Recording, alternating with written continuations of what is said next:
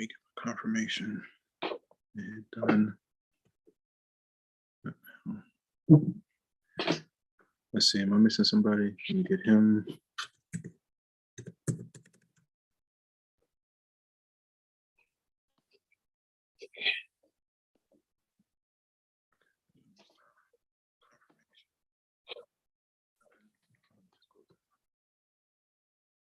Let's see. Close. Okay, I got him.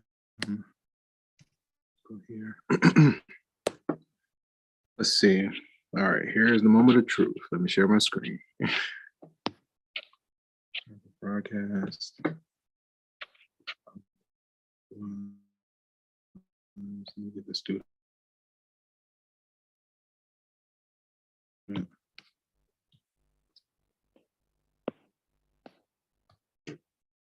Okay. Let's see. Still, let me see.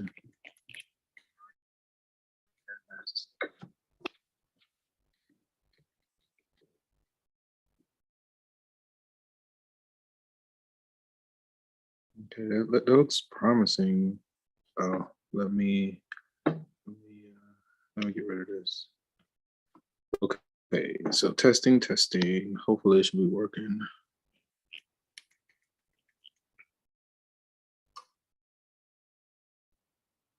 If it doesn't work, I'm gonna go ahead and that looks promising. Let me get rid of this. Okay, so testing. Yeah, okay, let me restart. I'll be right back, guys.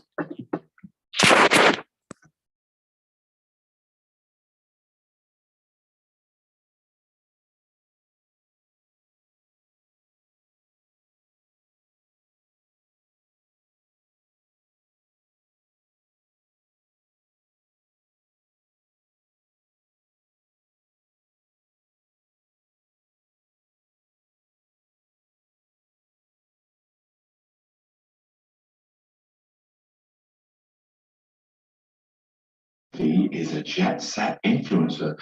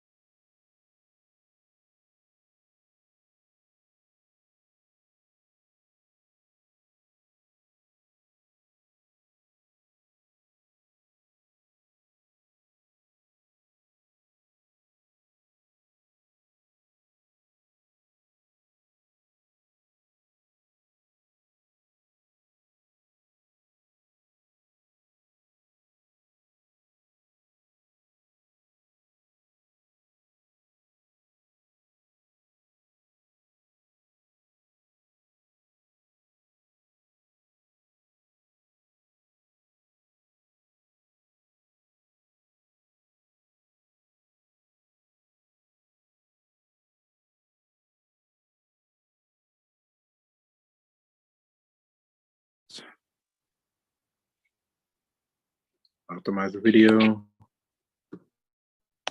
Let's see, testing. Let's see if we can get it.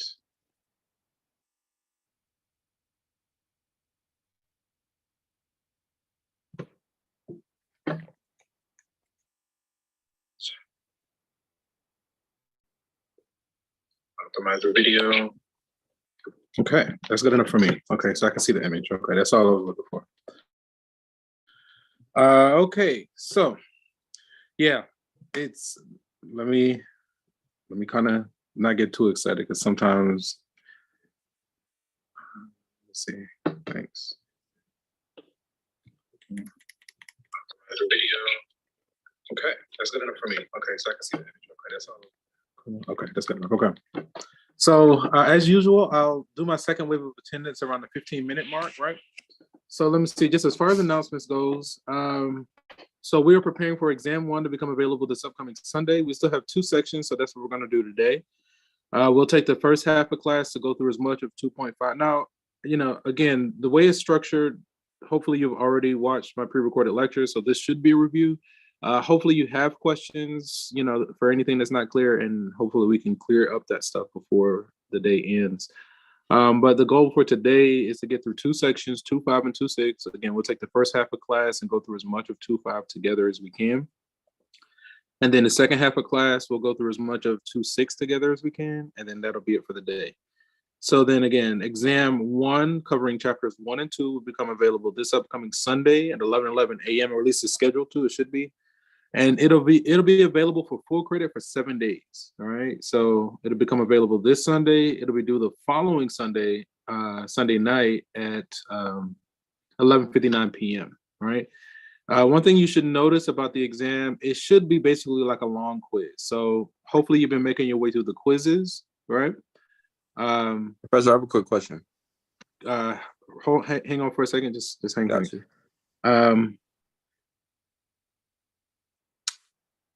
So the exam, you can anticipate it to be kind of like a long quiz. You should, notice like when you're doing the quiz, you don't have like the view an example, help me solve this, all that kind of stuff. But you still get unlimited attempts, and you won't know if it's correct until you submit the exam, right? So you still get unlimited attempts. If the score is not to your liking, you're welcome to take it again. The system is set to take your highest score, and even if you work on it past the due date, it's only a 10% late penalty. So you can still earn up to 90% after that due date. I do encourage you all to, it's okay to work together.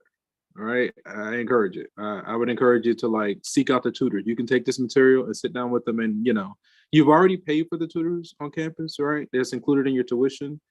So, they're being paid to wait there for you guys to just show up and ask them questions. All right. The recommendation is do what you can on your own. Right, go through it, take notes. If you can't figure something out or something's not clear, mark it, write it down, and then link up with your classmates. Hey, did anybody get this?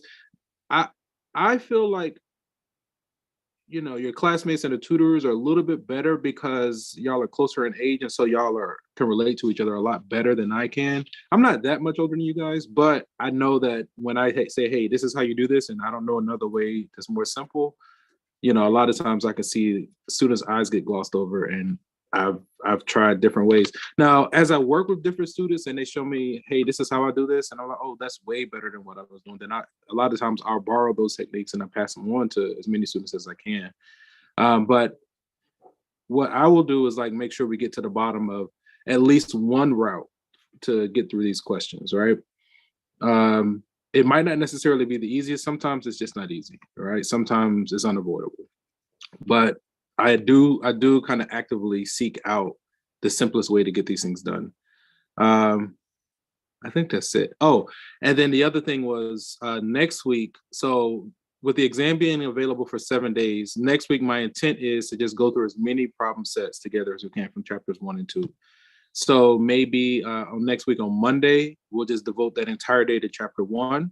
If you're working on your exam at that time, you say, hey, you can screenshot it, and email it to me. We can pull it up and work on it together. And then on Wednesday of next week, we'll just devote that entire day to chapter 2. All right. Okay. I know there was at least one question. So maybe it got answered. I don't know. Yeah, you answered my question already, Professor. School. Yeah. Okay. So yeah, but that's the gist, or that's the idea. If anything is not clear, if you have questions, comments, or concerns, my recommendation is to unmute yourself to get my attention. That's the fastest way to get a response. If you've emailed me, I still encourage you to email me, but I'm going to be honest, I am not the best with emails, right? I just be trying to live my life. So if I don't respond to your email in a timely manner, just ask me like during class, either anytime during class, or sometimes I might defer you to the end of class. But yeah, if I don't reply to the email, I'll just ask you during class. Okay. I was low-key trying to stall to hit the 15-minute mark to try to get any latecomers. But I want to honor the 15-minute thing. So I'm going to wait for like another minute or so before I check attendance. So with that, let's go ahead and kind of start making our way through section 2.5. So 2.5 is an application of derivatives, and we're going to focus on exponential decay, right? So some objectives here, hopefully, let me see. so I'm gonna wait for like another minute or so before I check attendance. So with that, let's go ahead and kind of start making our way through section. I just want to make sure that's working. I didn't like for you. Okay, we're looking good. Okay. So the objectives here, we like to find a function that satisfies dp by dt equals negative kp, right? So the derivative of our p equals a negative k times the original function. We want to convert between decay rate and half-life, and we want to solve applied problems involving exponential decay. Okay, let's see what happens here. So let me grab this guy, go like this. Good job. Let's see. So the equation. Now, wait. Did we do this already? Why does it feel like we did this? I think what happened. I did this with a student, but that's fine. That's totally fine. So let's kind of take some time. So we have this equation: dp by dt equals negative kp, where k is strictly positive. Shows p to be decreasing as a function of time, and the solution to this guy, right? It shows it to be decreasing exponentially. This is exponential decay. The amount present initially at time equals 0 is p naught. Let me see. So in other words, what this is saying is like the derivative of our p with respect to t is going to be negative k times p. We have a theorem that says that this is the only function that'll satisfy this guy. All right, let's keep going. Let's keep going. Right, because if we take this a derivative with respect to t, right, p naught is just going to be a number, right? So you can just treat this like a number. So then the derivative of e is itself times the derivative of the power, but the derivative of the power is going to be negative k. So then ultimately here we're going to get negative k times the original. Again, ultimately here we're going to get negative k times the original, right? So this exponential decay function is the only one that satisfies this guy. Okay. Okay. Hopefully that wasn't too circuitous is what I want to say. But long story short, when you see this kind of expression, you got to think exponential decay. Okay, let's see it in action. So exponential growth, p naught e to the kt for a positive k. We have your usual like exponential function. Has a horizontal asymptote, right? Going off to the far left. As x goes to negative infinity, y tends to 0. As x goes to positive infinity, y goes to infinity, right? And then for k, well, p e to the negative kt, from college algebra 1 with transformations, when we multiply the inside of our basic function by a negative, it flips horizontally over the y-axis. So that's why we get a graph like this, right? Okay, that's more than enough. Let's kind of keep going. So we have this theorem 10 on half-life, right? So it says the decay rate k and the half-life t are related by this, right? So we're going to say kt equals the natural log of 2. Now, if you guys want, I can show you where this comes from. Long story short, right? If we take our like exponential decay function, if we're starting with p naught and we want to finish with half of p naught, right? So the final amount is going to be half of p naught. Then when you like simplify and combine like terms, eventually you'll get to this expression. So kt, where t is the half-life, you get kt equals the natural log of 2. If anybody wants to see it, I can show it to you. But we're just gonna focus on this, right? And it'll come out naturally. But that's where it comes from. And then these other forms are just manipulations on this original form. But this original form to me is the easiest way to remember it. Kt equals the natural log of 2. If we divided both sides by t, we would get this. If we divided both sides by k, we would get this. Okay. Okay. So this is for decay rate and half-life. So then we have plutonium-239, a common product of a functioning nuclear reactor, can be deadly to people exposed to it. Its decay rate is about 0.0028, let me see, 10,000% per year. What's the half-life, right? So we just said, let's see. So we said KT, that's not a T. KT equals this time. Let me get these guys. Equals a natural log of 2. Let me take a moment there to check on you guys in Zoom. Okay, if I go here. Let me get these guys. Come on.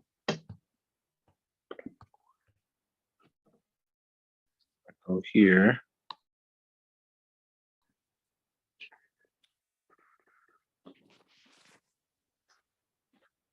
Did I lose it? Okay, I think I gotta log back in. Ooh, Blackboard, are you working still? Yeah, guys. I don't want to stop my stream. Just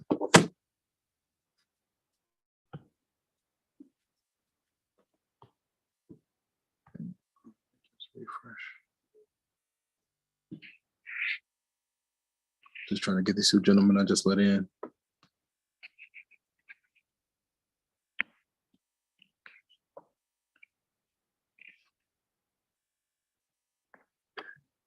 Let's get this one. This one. Come on. This one. Nope. This one. Okay, and we got. There's 1, 2. Okay, that's good enough. Okay. Let me check one more time since we're here. See, okay, that's fine. All right, let's get back to where we left off.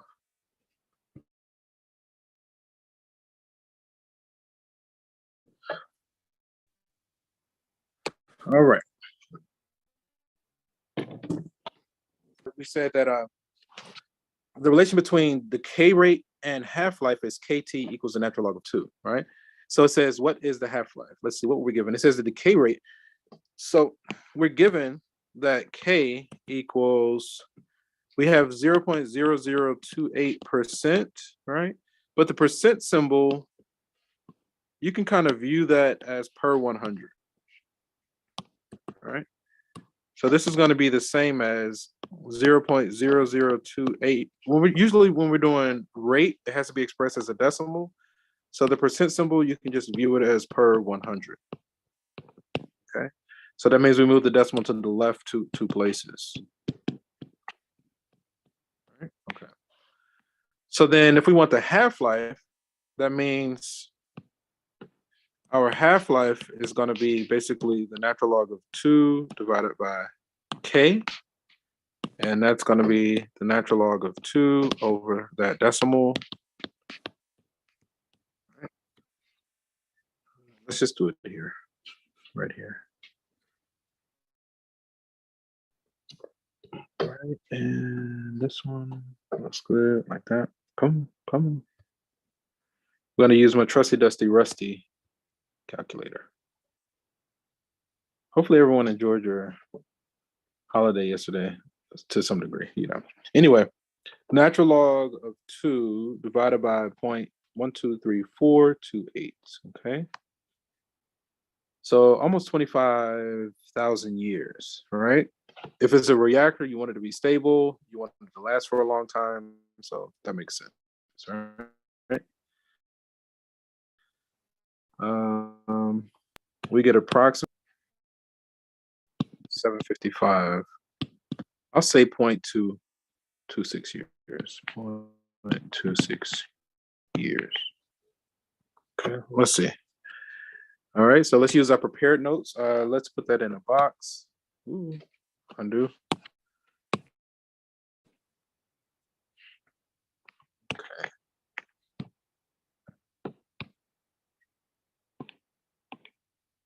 That looks good.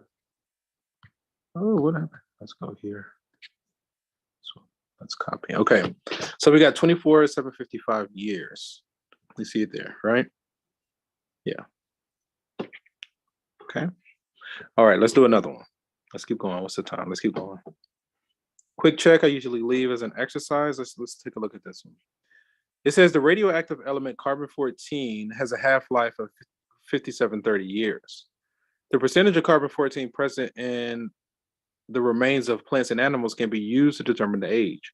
Archaeologists found that the linen wrapping from one of the Dead Sea Scrolls has lost 22.3% of its carbon-14. How old was the linen wrapping? Let me see. We want to think about the time. So we know that the half-life KT equals the natural log of 2. Okay, let me see, what are we given? We have the half-life. We know how much is lost. Okay, let's put all this together. Let me go to view, seamless, and oh, here we go. So I know when I try to add a page, it throws a tantrum a lot. Oh, I spoke too soon. Praise the Lord. Okay, thank you. Okay, so let's write down. Let me see. So I'm thinking we can use the half-life formula. We just said KT equals the natural log of 2. Let's also use exponential decay, which is P of T equals P naught e to the negative KT. Let's do, yeah, T is fine. All right, let's kind of flow between these, all right? So we want to find the original age. We want to solve for T, right? Lowercase t. Not, capital T is the half-life. Let me see. We were given the half-life, so we know capital T, all right? So we were given that the half-life was 5730 years. 5730, right? So we can use this to find the rate. And then it says that the wrapping from the Dead Sea Scrolls has lost 22.3% of its carbon-14, right? So what that means is that if it started with 100% of carbon-14 and it's lost 22, then what is that? 77.7% remains. All right, all I did was say 100% minus that 22.3. So that means we started with 100, we finished with that 77.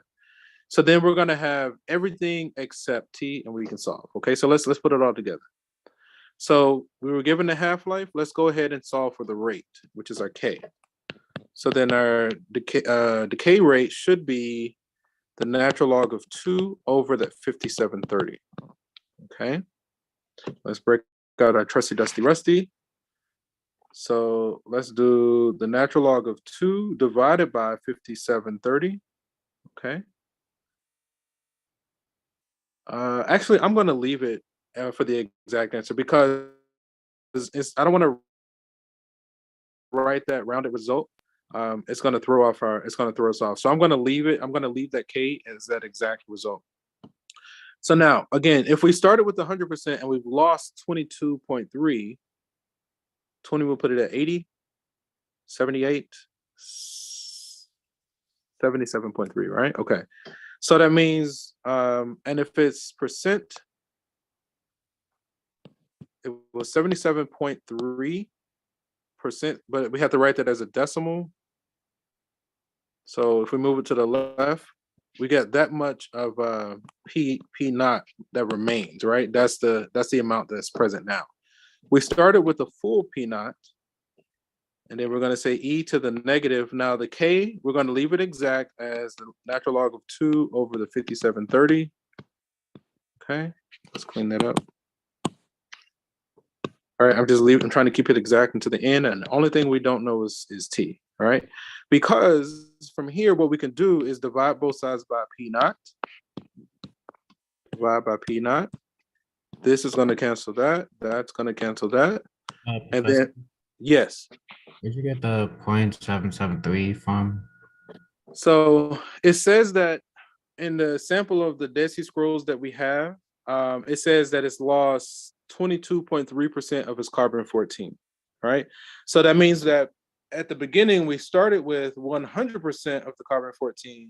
Now we have 77.3% of the carbon-14. So all I did, that 77, it came from 1 minus 0.223. And actually, that's supposed to be a 7 right here, right? 7. Let me just real quick, right? Right here. Hopefully that's okay. If we say 1 minus 22.3, nope, try it again. 22.3, it should be, sorry, 1 minus 0.223 should be 0.777, right? Okay. Okay. Okay, so let's keep going. So then now we're just trying to solve for t. So let's write what we have so far. So at this point we have 0.777 e to the negative natural log of 2 over 5730 times t, right? So to get that out of the exponent,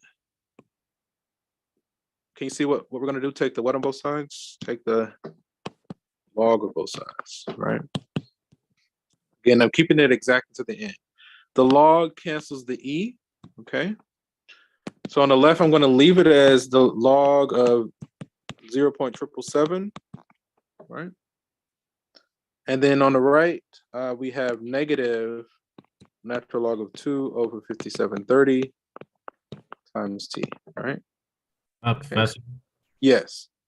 why is it a negative natural log of 2 divided by 5,730? I'm using exponential decay formula because we're talking about carbon-14 decaying over time. So let me finish it out and make sure it works, because that actually might become an issue. I just need to finish and see if it works. But the reason I chose the one with the negative is because we're talking about exponential decay, right? So it should work. But let's finish it and see, and then we can be more confident. So then if we want to solve for t, divide both sides by that number in front of t. So then long story short, we'll get t equals, we're going to have the log of 0.777 over we can just, well, you can say negative natural log of 2 over 5730, all right? Let me rewrite this so it looks a little bit more aesthetically pleasing. So the negative can go in front. When we say one fraction divided by another, we can do keep, change, flip. So if we do keep, change, flip, we'll get 5730 times the log of, I don't know if this is more aesthetically pleasing or not, but over the natural log of 2. Okay. So then that's the exact result for t. When we crunch it, hopefully we'll get a double negative and it'll become positive and everything will work. Okay, so let's see what happens. If we go to our trusty dusty rusty, all right, clear, we're going to say negative. Now on top, I'm going to use my parentheses. I got 5730. I'm just going to hit natural log 0.777, close off the log, close off the numerator. I'm going to say divided by, the denominator is just the natural log of 2. Cross our fingers. We got a positive result. That is reasonable, approximately 2,086 years. That's a reasonable answer.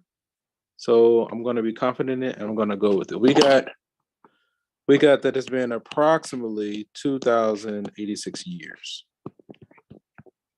Okay, that's a reasonable result, right? That could be the answer. Okay, let's copy that and let me go to view, single page. Okay, all right. Let me see. Did we answer the question? How old was the lending wrapping? So we got almost 2,100 years. Okay, yeah, we didn't write that number. We just left it exact. They are using exponential decay. Approximately 2,086 years. I feel like I need to do a little dance. Like if y'all could see me, I would step back and be like, do a little dance. Because you got to celebrate these little moments, right? That's, I don't know. It can be addictive when you get it. But I know how frustrating it could be when you don't get it. I don't know how intimidating. So what I do to try to relieve some of that anxiety, this is why I do unlimited attempts. You're not in a testing environment. I just need you to like get the stuff submitted, ask questions, and just try, do your best, right? I encourage you to work together. So hopefully with those like augmentations, we can relieve some of the stress and you can like do what you need to do to kind of keep moving forward. Because like really what I'm doing is just trying to expose you guys to it. Like I just want you to try and like, just take it line by line, do the best that you can and just get it submitted, right? Ask for help, work together, collaborate. It's all good. Like it's going to be okay. If it's not, I'll adjust it later, but nobody stopped me. So I'm just going to keep doing it. Okay. So we're going to let that be. I want to say here's a type. Well, that's the second part of it. So again, we started with the half-life formulas to get our K. And then we use that K in the exponential decay formula. And they essentially did the same thing we did. Notice that when they calculated the rate, they wrote out that long decimal. They didn't cut it off, because if you start rounding that decimal, it throws off the final answer. So if you do your calculations along the way, the suggestion is to write out the long decimal, so that way you can minimize rounding errors at the end. All right, okay. All right. Quick check, we leave as an exercise, so we're gonna skip that for now. All right, let's shake it off and let's try another one. All right, let's try another one. So in this example, it says, following the birth of their granddaughter, 2 grandparents want to make an initial investment of P naught that will go to 10,000 by the child's 20th birthday. Interest is compounded continuously at 4%. What should the initial investment be? Cool. I like this kind of stuff. Because money, money is what makes the world go round. To me, money brings mathematics to life. Oh man, are you doing this thing? Darn it. Okay. You know what? I think what I need to do, I have an idea. Let me reboot this. I think what made the difference, if I go view, if I can get it to come back up, 2.5, this is slide 16. Come on. Let's try again.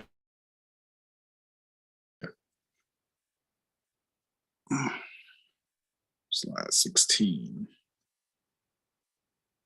All right, that looks decent right here. Cool, and then let's add a page. Yes, that looks good. Okay. So, the grandparents have this account, and they want the granddaughter to have $10,000 by her 20th birthday.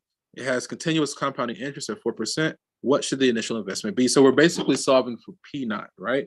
And they gave us the compound interest formula, so we're just going to use that guy. Okay, we're just going to use that guy. Thank you. Okay. So let's plug in what we have. So we're trying to solve for P naught. It says the initial investment. No, that's what we're trying to solve for. But we want to finish with 10,000, right? So if we want to finish with 10,000, that means our P is 10,000. So let's do this. All right, so we want to finish with $10,000. The rate is 4%, so that means our K, 4% as a decimal, 0.04. Okay. And let me see, birth, right? So 20 years, so the time in years is 20 years. Sorry, my table was like super loud. What time is it? It's game time. Okay. All right. So I think we have everything except for P. Let's plug these into the equation. Okay. So P is 10,000. Oh, okay. Oh no, we're about halfway. Okay. Let me try to wrap this up. So 10, 1, 2, 3. P naught is what we're solving for. E, the K is 0.04, and the time is 20 years. We have one equation, one unknown we can solve. Every time we have an unknown, we need an equation. All right. The only thing we don't know here is P naught. So we have one equation, one unknown we can solve. So if we want to solve for P naught, notice that this is just some number, right? So we have some number times P naught. So all I'm going to do is say 10,000 divided by this number, put it in my calculator, and that's it. Right? So P naught is going to be, on bottom, we're going to have this E to the 0.04 times 20. Under, on top, we're going to have our 10,000. This is what I'm going to put in the calculator. Okay, so then 10, 1, 2, 3 divided by E, so second log, to the power of 0.04 times 20. Okay. And it looks like approximately 4,493 and 29 cents, right? So we're going to say approximately, they need to start with $4,493.29. Okay. that way. She'll have, but I wish I had an interest bearing account that had 4%. I mean, 10,000 isn't a lot, but that's actually a good interest rate to have. Some of the things I research on YouTube, people devise ways to earn $1 million with through compound interest within 20 years. But I think it involves something like depositing $100 a week or something like that. Something like that. Anyway, for a year. It was something like that. It was feasible. It was something that was feasible. But anyway. Okay, so we got this result, and you see it here, right? I think they did the same thing. Okay. All right. Let me just do a quick scan just to see what's left. A quick check. Okay. Present value. I'm going to defer to this is just like another application of kind of what we've been talking about. This isn't, this is just an application. So this isn't too heavy. You just need to, it's in my recording. Let me see.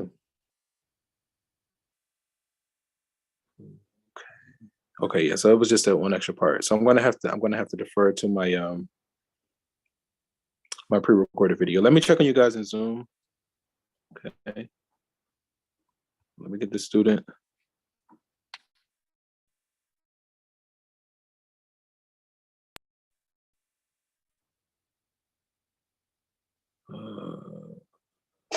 There he is. Cool. Okay. And then let me go ahead and make a copy of this available for you guys. So that way, anything that you saw me writing, let me send it into the box. This is 23 calculus notes, handwritten notes. Yeah, right here, week 6. What happened on? Why is it here? Oh, today is Wednesday. Where's Mondays? Oh, this is week 5. Okay, yeah, we're good. Send it to the box. Okay, so when this bar finishes loading, you get a copy of basically the notes that you saw. If you're trying to access these, it's on our Blackboard page. When you open up the main folder, it's going to be a link that says box link. It's going to be in there. So we just did 2.5, so we'll use the remainder of class today to make our way through section 2.6. Okay. Like this. All right. Hopefully, is it still working?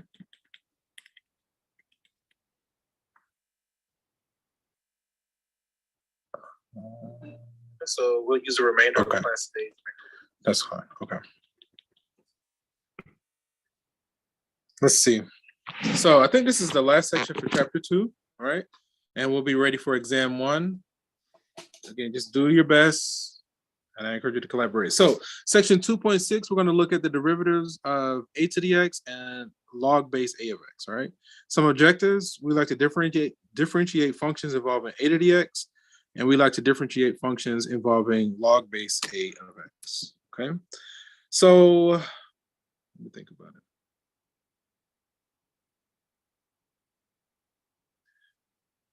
Okay. So remember, with the derivative of e to the x, the derivative of e to the x is e to the x. Well, this is the same thing with one augmentation. The derivative of a to the x is still a to the x. You see it right here. But the added component is, we got to say, times the natural log of a. If that base were e, we're still multiplying by natural log of e, but the natural log of e is 1 because they cancel, right? So when the base is not e for an exponential, it's still going. The derivative is still going to be itself, but we got to say times the natural log of a. Okay. All right, let's keep going. All right, so that's the derivative of a to the x. All right, when it's So here, let's give this a go. This should be fairly quick and simple. I would imagine so anyway. Okay. Why is that so thin? That's fine. Okay. So then let's get rid of this too. So for part A, matter of fact, can we move it somewhere? Let's move this up here. Is that better? No, I don't like that. Okay, that'll work. Okay. All right. So we're asked to differentiate. So then for part A, we do dy by dx. So the derivative of that is still going to be itself, but we got to say times the natural log of 2. And that's it.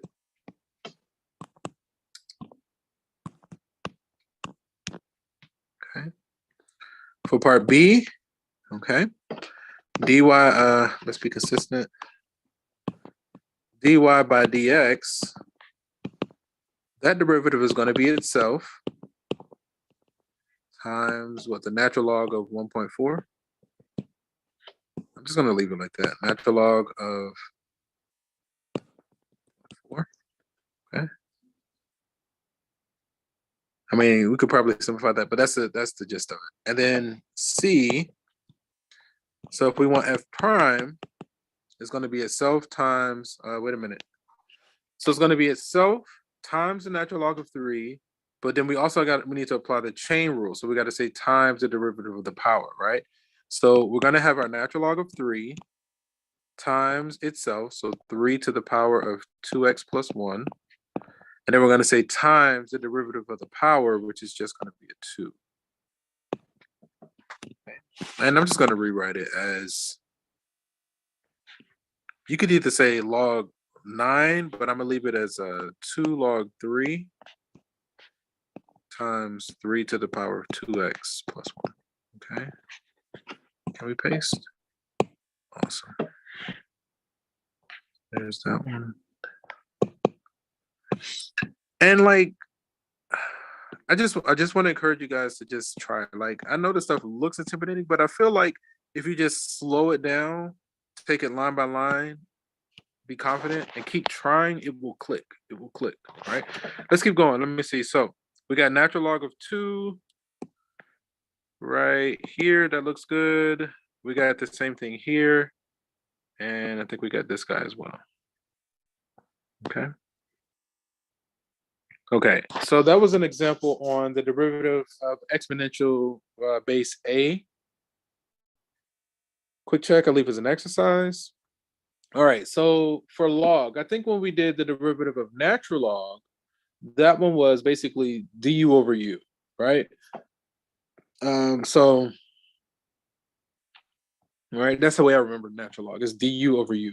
So this is the same thing. It's still du over u, but then we got to say times 1 over the log of a, right? This is the added component right here. It's the same way how when we did the derivative of exponential base a, we had to multiply by the log of a. Now we need to multiply by 1 over log a, right? And it looks something like this, right? So it's still du over u times 1 over log a. Okay. Okay, let's keep going. Yeah, that's fine.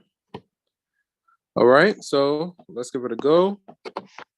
So for part A, dy by dx, so du over u, so it's still going to be, we're going to have our 1 over x times 1 over the natural log of 8.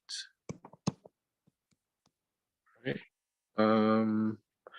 And we can probably write the final x log 8, right? Let's clean that up. So we can write the final thing as x natural log of 8 under 1. Okay. Let's try another one. So then with the next one, B, what's the time? So we have what? Log of x. Notice that log of x for part B is actually base 10. So then that's going to be dy by dx. If we do the same thing, it should be du over u times 1 over the natural log of 10. So it should be x log 10 under 1. Same argument for the as the first one. It's just you have to be aware that the base of common log is base 10. Let me think about this. This feels good. Let's keep going. C. We might need some space, but we're going to go with it for now. So then f prime. So du, so our du in this case is going to be what? 2x our u is going to be this x squared plus 1. So that's our du over u. And then we have to say times 1 over the natural log of 3. So we need to put a natural log of 3 right here. Okay, we're going to go with that. So all we did was du over u times 1 over the natural log of 3. Okay, and then for part D, let me see. So then our f prime. All right, so we probably definitely need some space on this one. This one we got to use the product rule, right? Let me give myself some space. So let's go view, seamless, and hopefully it doesn't throw a tantrum. We'd like to add a page. You're awesome. Okay. So then let me start by getting a copy of D. So then for D, we have that f of x, we have x cubed times log base 5 of x, okay? So we want to find that derivative. Okay.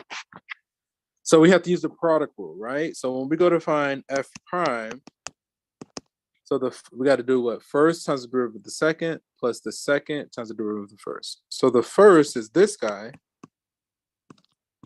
The derivative of the second is du by u. So we got 1 over x times what? The natural log of 5, okay? So that's the first times the derivative of the second plus the second, which is this, times the derivative of the first, which is 3x squared. Okay, do we have anything common? I mean, we could write that common log base e. We could simplify. Let's kind of just simplify it a little bit. Okay. So this is going to be the same as, well, let me see. So on bottom, it looks like we have this log of 5. On top, it looks like we have x squared. And then plus, I'm going to leave this as 3x squared times the log base 5 of x. Okay. We could factor out the x squared, but it doesn't really change anything. So I'm gonna leave it like this. Let me check it let me check it first before we ask questions about this one. Let me go to view single page. Let me just check real quick. So for A, we said x natural log of 8, right? I think we got that. Okay. For B, right? You see it here. C. Yeah. Did we get that? I think we got that. And then D right here. Yeah, we got that as well. Okay, then I think someone was about to have a question. Maybe it got answered. How do you get x to the x squared over a natural log of 5? So here? Yeah. Okay. So in the above line, we had x cubed times this guy. And I noticed, oh, we have 3 x's on top and 1 x on bottom. So this one can cancel at least one of those guys. And that's where it came from. Oh, okay. Yeah. Okay. All right. I don't know. Like sometimes I kind of fantasize about like, I know once upon a time we had like TAs, all right? Like if this were like a university, a lot of times it has a graduate department. A lot of times we had TAs, right? Morehouse, like I think it may have been a summer program, but a TA would be nice. Like, let me do the presentation and then you guys sit, like if you're more comfortable with the TA, like anything that would just like get you to like look at the information, right? And encourage you to think about it and try, you know, because I know I can be intimidating, and it's not on purpose. It's just the nature of my energy. I don't do that on purpose. I try to be as gentle as I can, but it seems like, man, we just like flew through that section. Okay, I don't want to short you. I know we get out. Let me see, 6 to 7:15. So we have a solid 15, a little over 15, maybe even closer to 20 minutes. So let me go view seamless. I want to go through some homework questions. Let me just do 2.5 and 2.6 for right now, since that's what we were talking about today. Let me check one more time on you guys in Zoom. If I got anybody, I could have sworn I let him in. I may have clicked here and I may have forgotten to let him in Zoom. But that's what happens when you come late. Like you don't want to come late, but it's okay because I saw him earlier. Okay, let's just try to go through a few questions.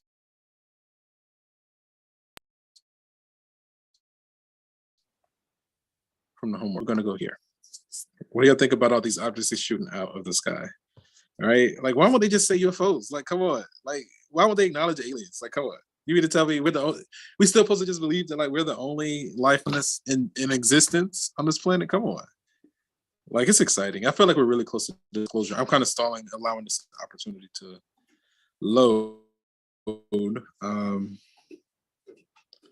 Let's see if we can get this going. Come on, let me just refresh. I usually allow. There it is. Okay. So yeah, just for like 10 minutes, let's go through as many. And again, next week, what we'll do, we'll just devote, the first day to chapter 1, second day to chapter 2.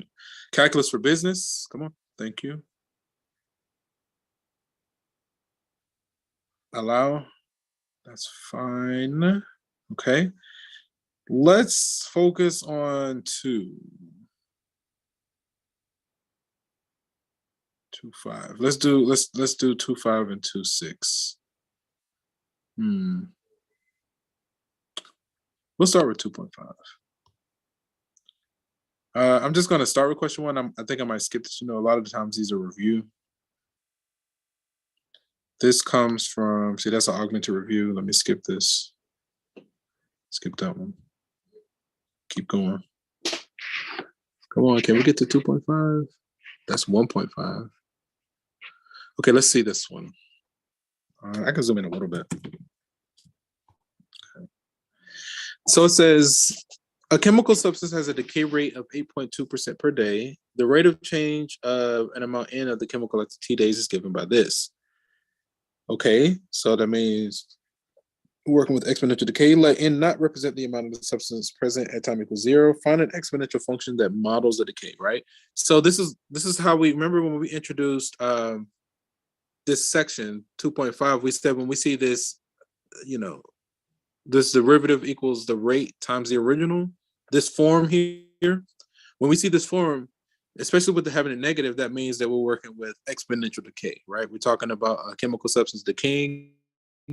So there's only one function that's going to satisfy when you take the derivative. It's going to be that rate times the original, and that's the exponential decay formula, right?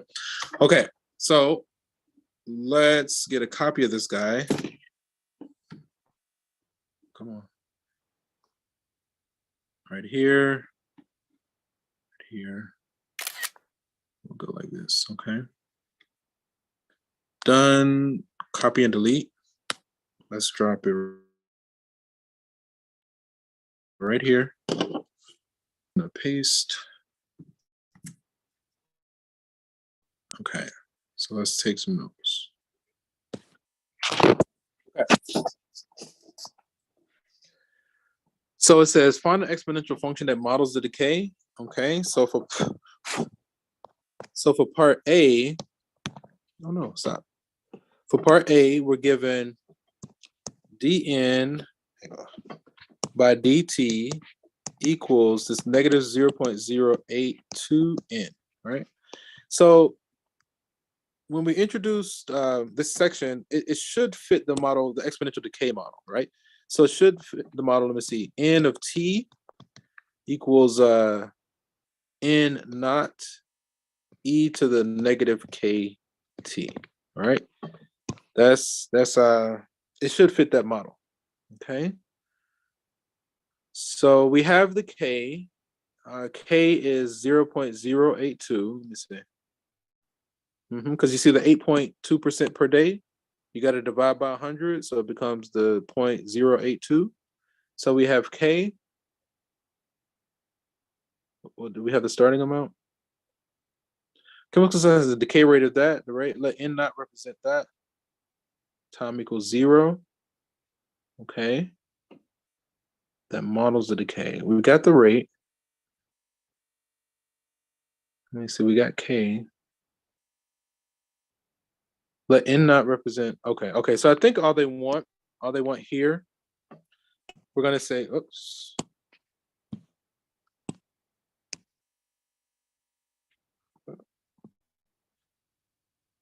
Okay, that's fine. We're gonna leave the N not for now because they haven't given us any information. So I think all they want is N of T equals N not, because it says let N not represent the initial amount, e to the negative K in this case, so it's going to be a negative 0.082 T. All right, I think that's it. We just basically plug in the K for part A. Okay, I see. I'm watching the clock. Nope, that's not what I want. Okay, that was so part A. Let's submit that and make sure we're on track.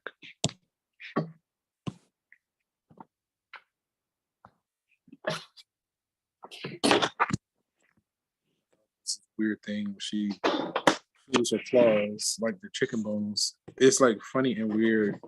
She used to do some of the weirdest stuff. Okay, let's submit this result.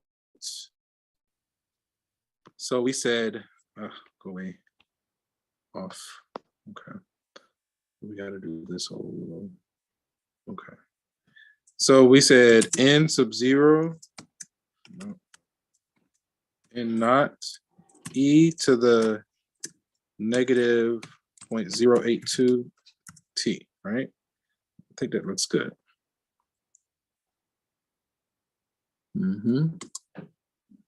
Okay. Suppose that 300 grams of the substance initially, how much will remain after 5 days? Okay. So they gave us the starting amount and they gave us T. So then we want the final amount. So we're just going to plug those components into the calculator. Let me see. Here it is, this one. All right. Okay. So it says we're starting with 300 grams. So we're going to say 300 times E to the power of negative 0.082 times 5. Okay. How many grams remain? It says round to the nearest whole number, so approximately 199 grams. 199. Okay. Part C, what is the rate of change of the amount of substance after 5 days? Okay, so, so that's how much remains after 5 days. All we need to do is say that answer times the negative 0.082. So just basically say that answer times negative 0.082. All right. So it's losing 1 decimal place. So 16.3 grams per day. After 5, per day, right? Negative 16.3 grams per day. Okay. Half of the substance will remain after how many days? So we want to solve for half-life. So earlier we said half-life was KT equals the natural log of 2. We have the decay rate. We want to solve for T.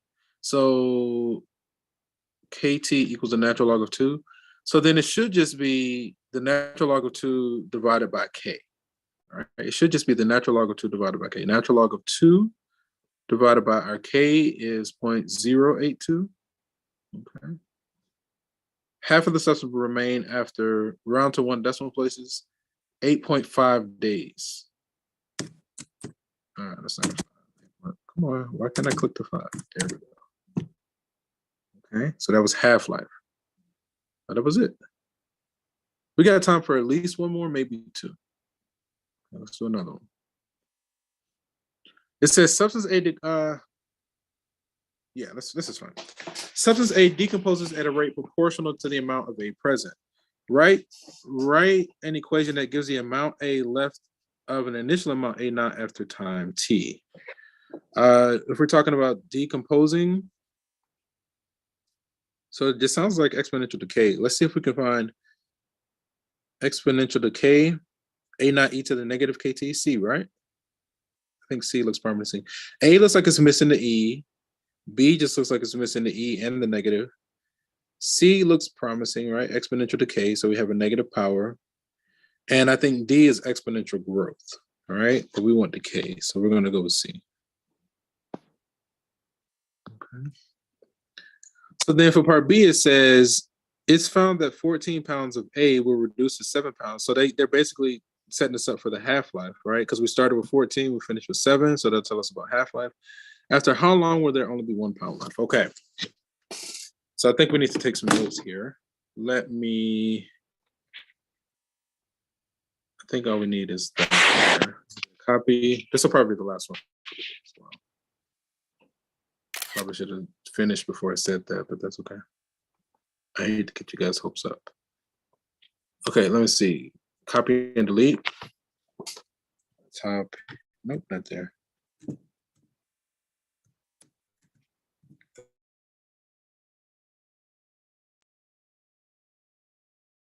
This one.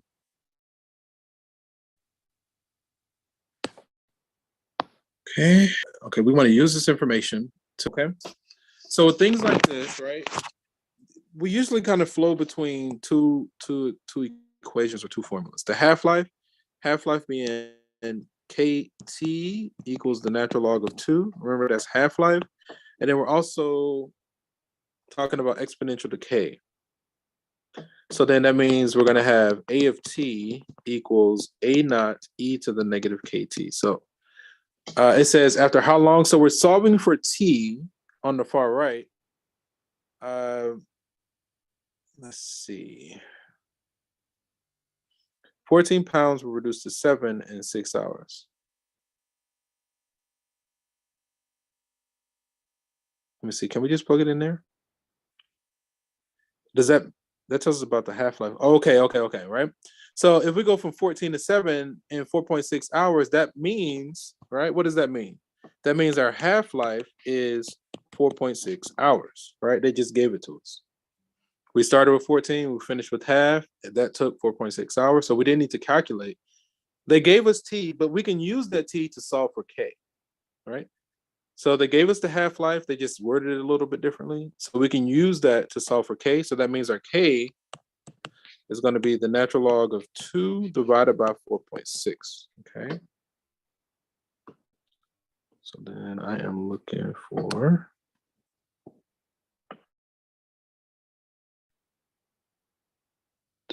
not that one, this one. Yeah, there we go. Actually, I'm going to leave it exact because if we round early, it throws everything off. So that's going to give us our K. After how long? Okay, but there'll only be 1 pound, okay? So what are we starting with? I guess we're starting with 14. So if we start with 14 pounds, E, we just got our K. So our K was natural. Let me clean this up. Natural log of 2 over 4.6. Okay, that was our K. We're solving for T, and we want to finish with 1 pound. Okay. So we need to do some algebra to isolate the T. So first thing is we want to move that 14. We can divide both sides by 14. We'll get e to the negative log 2 over 4.6. That thing in the parentheses is just a number, you know, and we said 1 over 14, okay? So now to get rid of the e, we take the natural log of both sides, okay? Natural log. That allows this to come out and these guys cancel, okay? So then on the left, we have negative natural log of 2 over 4.6. Yes. I can't see what you're writing. Okay. Yeah, it did stop a while ago. Okay. Let me give me just a moment. So that, and then here we have this. Okay. Let's see. So we zoom. Let me just stop it. Let me share my screen. Screen. Start the broadcast. And let's see if that comes back. Let me go like this. I just stop it. Let me share my screen. Start the broadcast.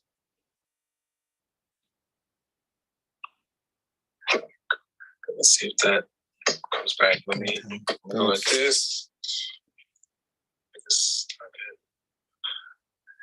Let me share my screen. Oh no, seems like it's not working. It came so close. Start the broadcast. All right, I think I have to reboot it. I'm not reboot it, but repush the signal. Let's see if that Zoom. Let me go like this. Okay, that's not working. Let me try. Let me close this. I should save. I'm gonna close that. I'm gonna close this. Let's try this again. Share the screen. What I don't want to have to do is like reboot my device. Let me unplug this. Thank you. Stop. Start the broadcast. Let's try to see the screen.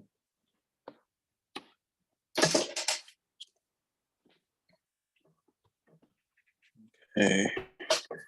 Testing. 1, 2, 3. Share the screen. What I don't want to have to do is like reboot my device. Let me unplug. Stop. Start the broadcast. Let's try to see the screen.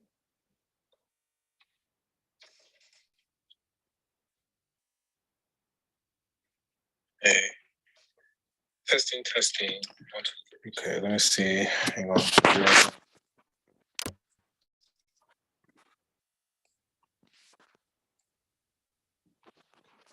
Didn't work. Let's see. Let's go like this. Try one more time.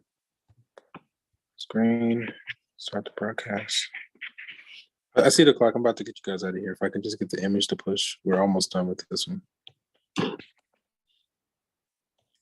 Testing. 1, 2, 3.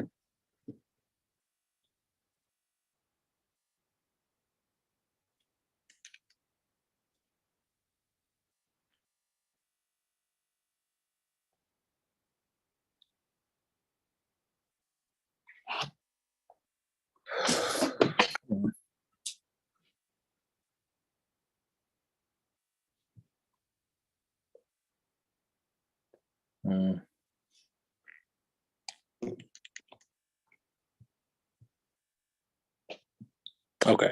Yeah. Okay. I think we're good. Yeah. All right. So I think you guys can see my screen. So let's get it. Let's get back to it.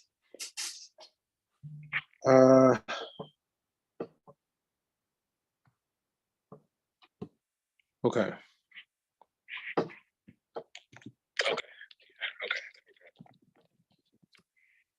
So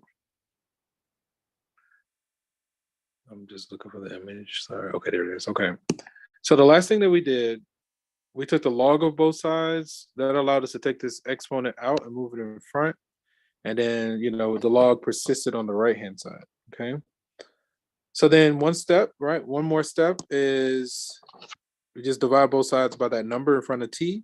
So long story short, we're going to get t equals, we're going to have negative, we're going to have this log of 1 by 14 divided by log of, that's not a log, divided by the log of 2 over 4.6. Right? We could do keep change flip and get 4.6 times the log of 1 over 14 over the log of 2. Okay, that's the exact result. And we can call on our trusty dusty rusty. Come on, let me see. Right here.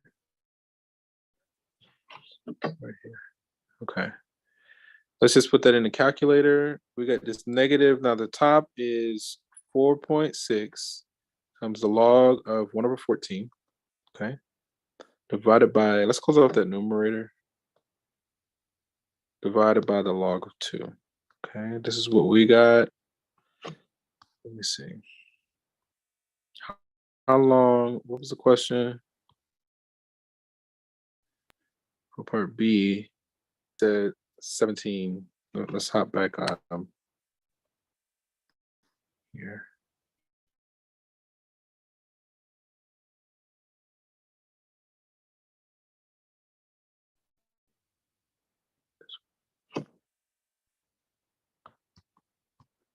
Mhm. And let's pull up our result. Okay. It says do not round to the final answer and then round to the nearest whole number. The nearest whole number is going to be 18 hours. So we're just going to put 18. 1/8. That looks good. Let's hit enter, press our fingers. Awesome sauce, right? So, okay, we made it. We made it to the end of that. You guys like to ask any questions? It's going twice. And let me at least go ahead and we got approximately 18 hours. Nope. No.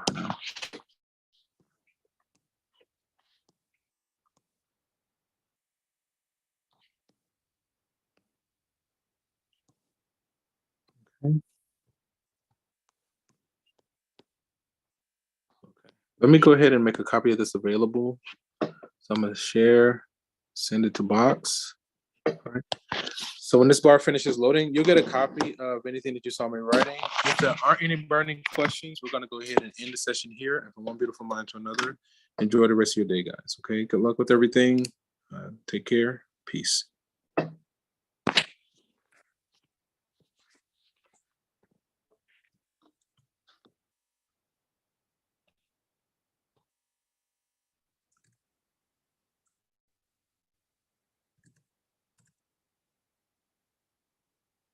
Any other questions? Going once, going twice? Okay, guys. This is gonna be uploaded on your YouTube channel, right? Yeah, we are live streaming, so you can always go back and watch it again. Okay. Mm-hmm. Okay. Oh, and Professor, Yes. you said that exam 1 is going to be available this Sunday.